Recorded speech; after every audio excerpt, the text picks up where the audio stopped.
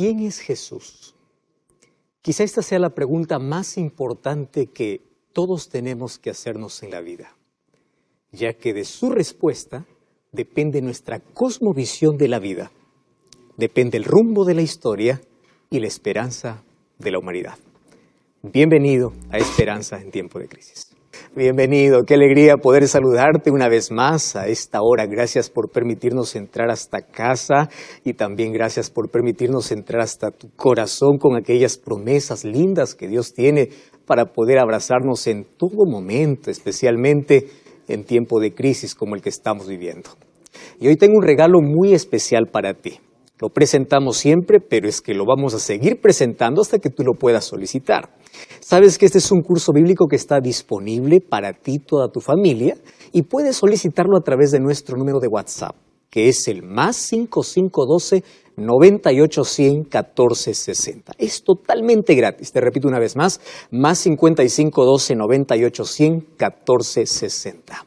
Quiero enviarte un abrazo muy especial. Tú que estás viendo el programa por la TV Nuevo Tiempo, por las redes sociales, estás viendo en Facebook, por YouTube o por NT Play. Qué alegría poder tener este encuentro siempre para poder abrir la palabra de Dios y para encontrar fortaleza, para poder encontrar esperanza. Sí, esperanza. Y a eso venimos y para ello estamos. Entonces vamos a abrir la Biblia para poder encontrar esperanza. Y antes de abrir la palabra de Dios, vamos a orar, vamos a abrir nuestro corazón pidiendo que Dios pueda iluminarnos hoy. Querido Dios, te damos gracias porque hoy tenemos una vez más el privilegio de abrir tu palabra. En tu palabra encontramos la fortaleza necesaria para todo momento. Y hoy queremos ser abrazados por ti. Hoy queremos que tus promesas puedan restaurar nuestra vida, puedan aliviar nuestro dolor, pueda calmar nuestro corazón agitado, quebrantado o en dificultad. Y hoy podamos encontrar fortaleza, esperanza, fe, podamos mirar el futuro incierto con mucha seguridad porque sabemos que Dios está al control de todo, pero también queremos que esté al control de nuestra vida. Abrimos tu palabra pidiendo que tu Santo Espíritu ilumine nuestro corazón y te pedimos en el nombre de Jesús. Amén. ¿Quién es Jesús? Si preguntamos a Juan, el apóstol Juan, él dice así: en el principio era el verbo era Dios, el verbo estaba con Dios y él era Dios. Por él fueron hechas todas las cosas. ¿Quién es el verbo? Es Dios, Dios encarnado, Dios hecho hombre por amor. ¿Quién es Jesús? Es Dios. Luego te vamos a mostrar ya en otro programa las evidencias por la cual la Biblia presenta a Jesús como Dios. Pero una de las cosas que siempre ha intrigado a la humanidad es cómo Dios pudo haberse hecho hombre. Y las profecías, desde la primera que es dicha en Génesis capítulo 3, versículo 15, dice que vendría y nacería de una mujer. Es decir, ese Dios infinito, ese Dios eterno, ese Dios trascendente, para venir a vivir, a morar con la humanidad, tuvo que entrar en el vientre de una mujer, pasar el periodo de 9 meses como todo niño, nacer como un ser humano natural. Ahora, eso es increíble, cómo Dios, siendo eterno, se hizo hombre. Por eso es que Jesús es el único que tiene estas dos naturalezas. Él es Dios y Él es hombre. Con una mano puede sostener la mano del Padre y con la otra puede sostener la mano del ser humano pecador. Por eso se constituyó el puente, el camino, el intercesor, el Salvador. Solo que es difícil que podamos comprender eso. ¿Quién es Jesús? Hay muchos cuestionamientos, hay muchas preguntas. Se habla de un Jesús histórico, se habla de un Jesús que existió, mas ¿quién es Jesús realmente? Y hoy yo quiero mostrarte que cuando Jesús estuvo aquí en la tierra, nadie creía que Él era el Mesías. Nadie creía que Él era el Salvador o que las profecías se cumplían en Él. No, qué difícil, porque no había nada sobrenatural en Él. Él creció como un niño normal.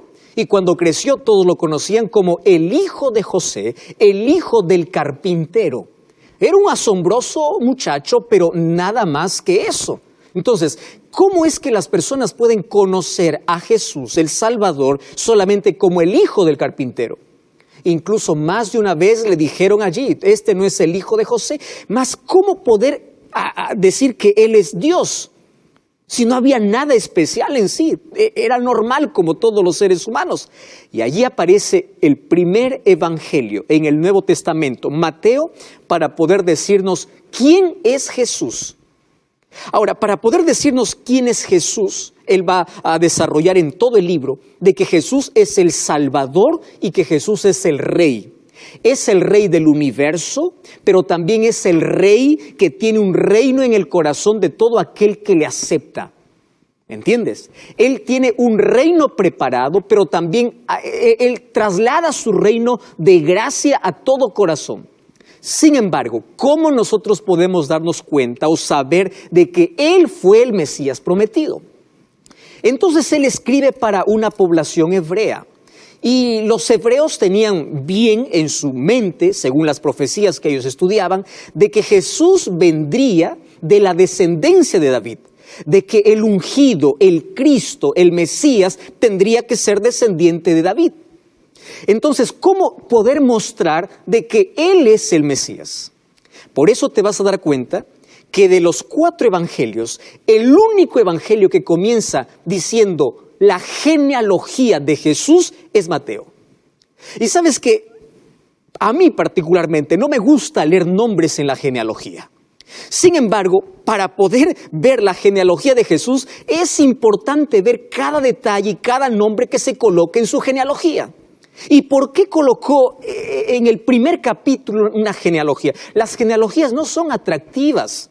Las personas cuando ven mucho nombre pasan al siguiente capítulo, no les interesa mucho una genealogía.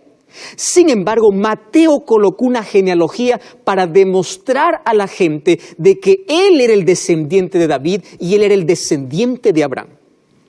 Mateo capítulo 1, versículo 1 dice así, comienza el evangelio diciendo así, libro de la genealogía de Jesucristo, hijo de David. Esta palabra hijo significa descendiente, descendiente de David y descendiente de Abraham. Y allí aparecen los nombres a partir del versículo 2. Abraham engendró a Isaac, Isaac a Jacob, Jacob a Judá y a sus hermanos. Y allí comienza a detallar la genealogía hasta que llega el versículo 17. Y el verso 17 dice, de manera que de todas las generaciones, desde Abraham hasta David son 14, desde David hasta la deportación de Babilonia 14, desde la deportación de Babilonia hasta Cristo 14. Lo más importante aquí no es contar las generaciones, lo más importante es que Cristo es descendiente, Él es el Mesías prometido. Si Él es el Mesías prometido, entonces Él es el Salvador y Él es el Rey. Eso es la intención. Entonces, ¿cómo mostrarte? Pues por la raíz, por la descendencia, por la genealogía. Muy bien, ese título hijo de David, en la profecía ya se conocía de que así vendría el Salvador. Sin embargo, Jesús no solamente tendría no solamente vendría de la descendencia de Abraham, el padre de la fe, o de David como el rey más recordado y el rey que tuvo la mayor gloria de todos los otros reyes, tanto David y Salomón. No solamente sería descendiente de ellos. En la genealogía de Jesús encontramos nombres que particularmente no se encuentran en ninguna otra genealogía. Por ejemplo, encontramos el nombre de una Tamar. Tamar es una cananea.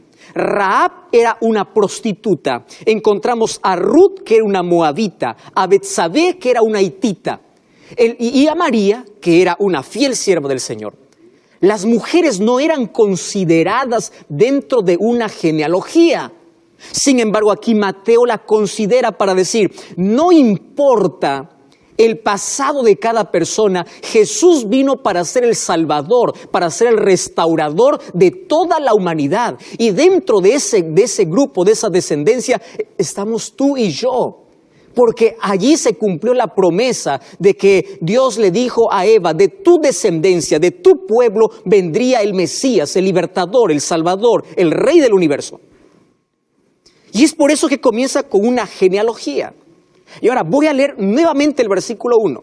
La genealogía de Jesucristo, hijo de David, hijo de Abraham. Y yo voy a colocar aquí, en este momento, estos dos personajes en escena. ¿Quién era Abraham y quién era David? Voy a comenzar con Abraham. Para poder conocer un poco su historia, tenemos que ir al libro de Génesis capítulo 12. En Génesis capítulo 12, Dios le hace un llamado no a Abraham, sino a la familia de Abraham, que estaba constituida, incluso ahí la familia, estaba su padre, estaban sus hermanos. Y ellos emprendieron un viaje hacia Canaán, pero ellos se quedaron en mitad de camino.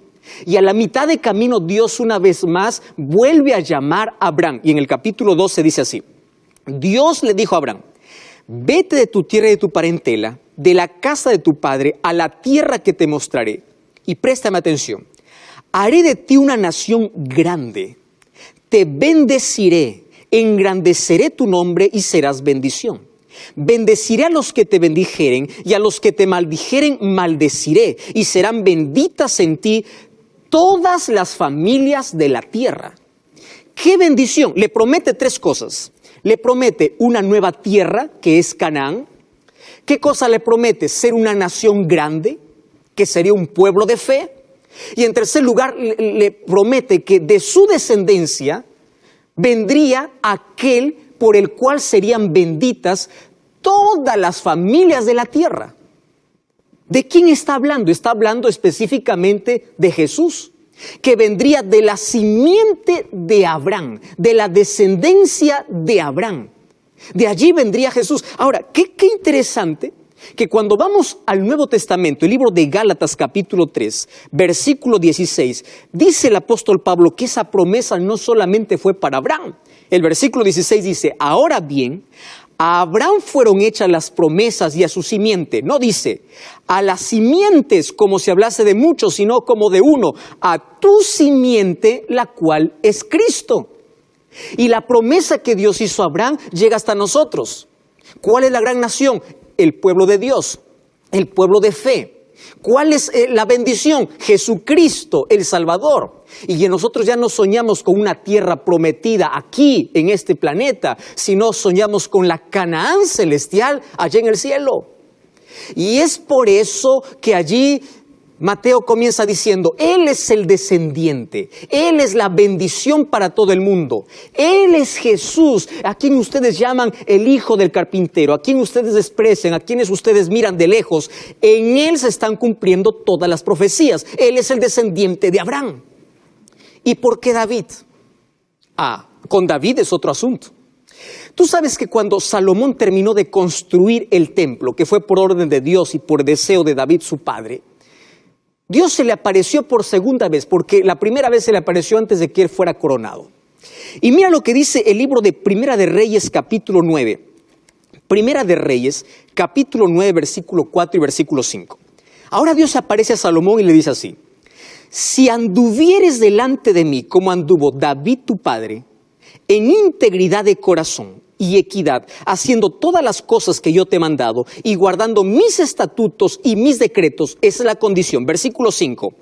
Yo afirmaré el trono de tu reino sobre Israel para siempre, como hablé a David tu padre diciendo: no faltará de tu descendencia en el trono de Israel. Wow. ¿Qué cosa es lo que Dios está diciendo a Salomón? Si tú caminas fielmente en mis mandamientos, yo voy a cumplir mi promesa, la promesa que hice a tu padre. Tu reino será un reino eterno. De tu descendencia saldrán todos los reyes.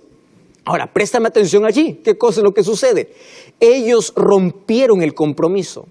Ellos no anduvieron, por eso es que el reinado de David pasó a manos de otras personas. Por eso que ese reinado fue interrumpido por la desobediencia del hombre. No porque Dios falló a su promesa, pero falló completa, o Dios quebró completamente su promesa. No, préstame atención lo que ahora voy a decir. Tú puedes quebrar el pacto, tú puedes romper la promesa, pero Dios es fiel a su promesa. Y es verdad que el reino de David fue interrumpido, pero de la simiente de David vino el rey del universo. Por eso es que el Mesías era llamado el hijo de David, el descendiente de David. Y aunque los hijos de David rompieron el compromiso con Dios, Dios fue fiel a su promesa. Y Jesús, cuando vino a esta tierra en Mateo 4:17, dice que Él vino para poder instaurar un reino. Y allí Jesús dice: el reino de los cielos se ha acercado. ¿Qué reino está hablando? El reino de gracia, el reino de transformación, el reino de poder, el reino que se instala en todo corazón que está dispuesto a hacer la voluntad de Dios. Entonces, si Jesús es el Mesías, según la Biblia, es porque Él es el descendiente de Abraham y Él es el descendiente de David. Y si es descendiente de Abraham y descendiente de David, Él es nuestro Salvador y en Él tenemos la bendición y la salvación y Él es nuestro Rey eterno. Por eso es que Mateo 1 comienza diciendo, Él es el descendiente, Él es el Mesías, Él es el Salvador y Él es el Rey. Y aquí viene la parte más importante. Si Jesús es el Rey, entonces todos somos llamados para poder participar de su reino. Ahora, tenemos que entender dos cosas. Primero, ¿quiénes no participan de su reino? El libro de Mateo capítulo 7, versículo 21, dice así. Mateo 7, 21. Dice, no todo el que me dice Señor, Señor, entrará en el reino de los cielos. ¡Wow! ¡Qué impresionante! Estoy hablando para ti que eres cristiano, tú que vas a la iglesia, tú que cantas. Estoy hablando para ti que tienes buenos modales, que practicas muchas cosas buenas en la vida. Y tú puedes decir que eres un creyente y tú estás asistiendo por mucho tiempo a la iglesia y tú puedes hacer grandes cosas aquí en la tierra y puedes ser admirado y puedes ser aplaudido por todos. Y Jesús dice, no todo el que dice ser cristiano participa de este reino. Eso me hace estremecer. Porque aquí no depende de lo que yo haga, sino de lo que yo permita que Dios haga en mi vida. De cómo su reino tiene que estar instalado en mi corazón, en mi vida, en mi mente. Cristo tiene que ser el Rey. Y si es el Rey, tiene que controlar mis hábitos, mi costumbre, mi alimentación, mi forma de vestir, mi forma de actuar, mi forma de caminar, mi forma de vivir. Porque Él es el Rey. Y si Él es el soberano, Él controla mi vida. No es mi sentimiento, no es mi capricho, no es lo que yo quiero, es lo que Él quiere porque Él es el Rey. Entonces lo primero que Jesús está diciendo aquí es, no todo el que me dice Señor, Señor, entrará en ese reino. Entonces, ¿quiénes son los que entran? Jesús nos contó una parábola para poder conocer de qué se trata hacer la voluntad de Dios. Y allí en el libro de Mateo capítulo 21, versículo 28 en adelante, Jesús contó la historia. Dice, ¿qué les parece? Yo les voy a contar una historia y mejor yo aquí voy a leer. Mateo capítulo 21, versículo 28. Dice, ¿qué les parece? Un hombre tenía 2 hijos y acercándose al primero le dijo, hijo, anda a trabajar a mi viña. Y él respondió y le dijo, no quiero. ¿Qué te parece esa respuesta? No quiero. Y allí dice, pero después se arrepintió y se fue. Ahora, versículo 30. Y acercándose el otro le dijo de la misma manera. Y el otro le dice, sí señor, sí señor, yo voy. Pero no fue. Y Jesús hace la pregunta, ¿cuál de los dos hizo la voluntad de su padre? Y ellos dijeron, el primero. Y Jesús, fíjate la respuesta de Jesús. Esta respuesta de Jesús a mí me estremece. Dice así, y Jesús les dijo, de cierto os digo que los publicanos y las rameras irán delante de vosotros al reino de Dios. Porque vino Juan a vosotros en camino de justicia y ustedes no lo creyeron, pero los publicanos y las rameras le creyeron y vosotros viendo esto no se arrepintieron porque no creyeron. ¿Estás prestando atención? Matías, esto es un mensaje muy fuerte. ¿Qué cosa está diciendo Jesús? Primero está contando una historia. Dice, 2 hijos. A uno le dice, mira, ándate a trabajar. Le dice, no quiero. Pero después él se arrepiente y se va. Y aquel que dijo, yo sí me voy, finalmente no fue. ¿Quién hizo la voluntad? Aquel que primero dijo, no quiero, pero después se arrepiente. Entonces, el primer paso para ser ciudadanos de este reino es el arrepentimiento. Tú puedes ser miserable, pecador, haberte hundido en el pecado, haber cometido hechicería, brujería, haber hecho pacto con el diablo, haber hecho lo que quieras en la vida. Tú pudiste haber rechazado a Jesús. Pero si finalmente te arrepientes y das una media vuelta a tu vida, tú puedes ser un ciudadano del reino de los cielos. ¿Tú estás creyendo eso, José Luis? Tú puedes salir del mundo de la oscuridad. Tú puedes salir de la peor desgracia de este mundo. Por eso es que Jesús dice incluso prostitutas, rameras, impíos entrarán al reino de los cielos. No significa que los pecadores empedernidos irán al cielo. Lo que está diciendo es grandes pecadores arrepentidos entrarán en el reino. Wow. Grandes pecadores arrepentidos entrarán en el reino. Y pequeños pecadores sin arrepentimiento no entrarán en el reino de los cielos. Estoy hablando para ti, Raúl. Tú que te sientes un pequeño pecador, tú que miras a los demás y dices, yo no necesito de Cristo porque yo soy bueno, yo soy honrado, yo soy buena persona, yo no trato mal. Estoy hablando para ti, María. Tú que dices, yo no acepto a Jesús porque yo soy mejor que los cristianos, yo no voy a ir a la iglesia. Tú te crees perfecto, te crees perfecta. Te recuerdo, pequeños pecadores sin arrepentimiento no entrarán al reino de los cielos. La clave aquí para poder entrar y poder hacer la voluntad de Dios es arrepentimiento. Y lo segundo, ¿qué cosa es? Creer. Solo que creer no es un conocimiento cognitivo. No es decir, yo creo en Dios. No. Creer es caminar con Cristo, es entregarse a Cristo, es caminar con Él, es vivir con Él, es permitir que Jesús sea el Rey en mi vida. Wow, entonces aquí el texto toma otro sentido. La pregunta es, ¿tú estás haciendo la voluntad de Dios o tu propia voluntad?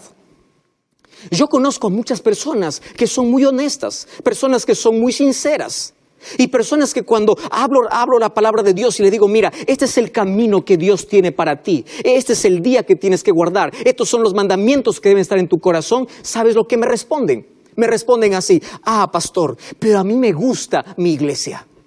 Es decir, hay personas que prefieren adorar sus sentimientos antes que adorar a Dios. Pastor, es que yo me siento cómodo. Pastor, es que sí, es verdad que nosotros no hacemos todo lo que la Biblia dice, pero Dios entenderá. ¿Tú ya escuchaste ese tipo de expresión? Personas que empiezan a adorar placas, a adorar personas, a adorar líderes, a adorar a todo menos hacer la voluntad de Dios. Y tu sinceridad acaba cuando tú te encuentras con la verdad. Y si tú te encuentras con la palabra de Dios y sabes que es el camino, es la voluntad que tienes que hacer para que tú puedas entrar en el reino de los cielos, entonces no postergues más tiempo. Ahora yo voy a decir una cosa tan interesante. La mayoría acepta a Jesús como Salvador. Porque todo el mundo habla de que Jesús murió en la cruz y gloria a Dios por eso. Porque Dios para salvarme hace dos cosas, una externa y otra interna. La externa es la que Él hizo ya en la cruz y la interna es la que Él hace en mi corazón. Para muchos Jesús es el Salvador. Es ese Jesús que vino, murió en nuestro lugar y allí se acabó su historia. Pero tú no tienes un compromiso con Él. Tú no caminas con Él, tú no lo aceptas a Él. Tú puedes decir como la parábola que Jesús contó, sí, yo creo en Jesús, sí, pero no aceptas, no te arrepientes. Dices sí a todo, pero dejas a Jesús fuera de tu vida. No le permites ser el Rey y soberano de tu vida. Porque tus sentimientos están por encima de tu fe. Tu capricho está por encima de tu lealtad a Dios. Tu lealtad a los seres humanos está por encima de la palabra de Dios. Y es allí donde nosotros entramos en un peligro terrible. Porque si Jesús es el Rey, yo le permito que Él pueda ser el soberano de mi vida. Y cuando Él es el soberano de mi vida, Él es quien controla mi vida. Él controla mis gustos, Él controla mis palabras, Él controla mi vida, Él controla mi corazón, Él controla mi mente. Es dejar la vida bajo el control de Dios. Y tú puedes decir, pastor, ¿cómo lo hago? Entonces todo comienza con permitir que Dios haga lo que tú no puedes hacer. Tú puedes estar mirando tu vida, mirando tu pasado y puedes decir, no, yo ya estoy muy embarrado, yo ya caí muy fondo, para mí yo ya fui demasiado lejos. ¿Sabes una cosa? Nadie ha ido más lejos que del tamaño del brazo de Dios para poder alcanzarte. Nadie ha caído más profundo en la vida donde el brazo de Dios no pueda levantarte. Nadie ha huido tan lejos de Dios como para que ya no tenga perdón. Si finalmente tú hoy aceptas a Jesús, no solo como tu Salvador, sino como tu Rey. ¿Qué significa aceptarlo como Rey? Obedecer.